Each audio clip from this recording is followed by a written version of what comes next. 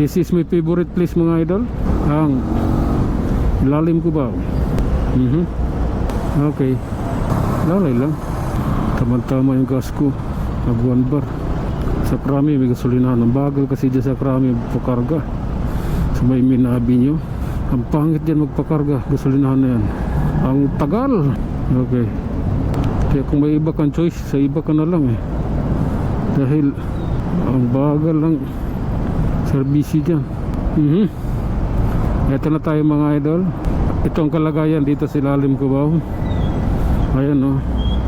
Nag-aano kami, nagmumuni-muni. Ayan. So tingnan natin kung ano pa ang mas maganda.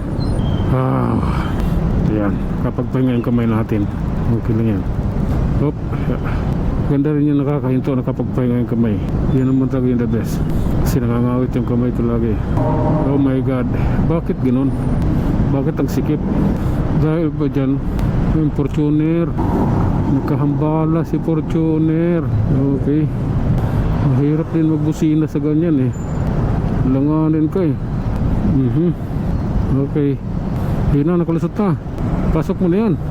Oh my goodness. Tagal namin. Hindi pwede magtagal ako rito kasi yung gas ko eh mauubos na eh.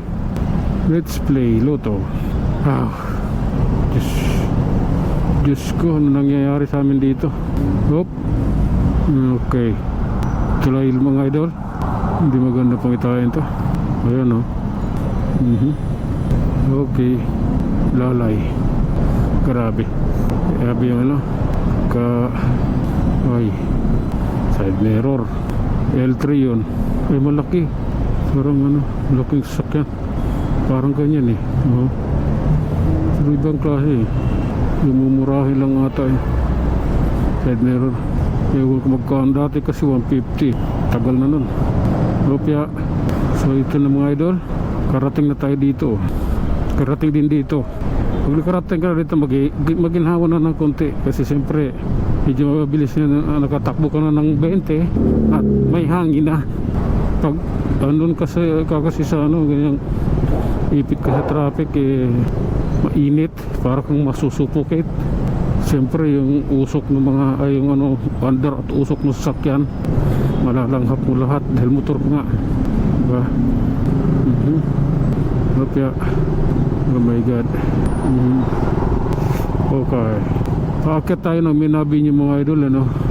At kasalukuyan tayong makikibaka sa traffic dito. Lord patawad. Kaya hihiwalay na ako dyan. Dito na ako. Ayaw ko na dun.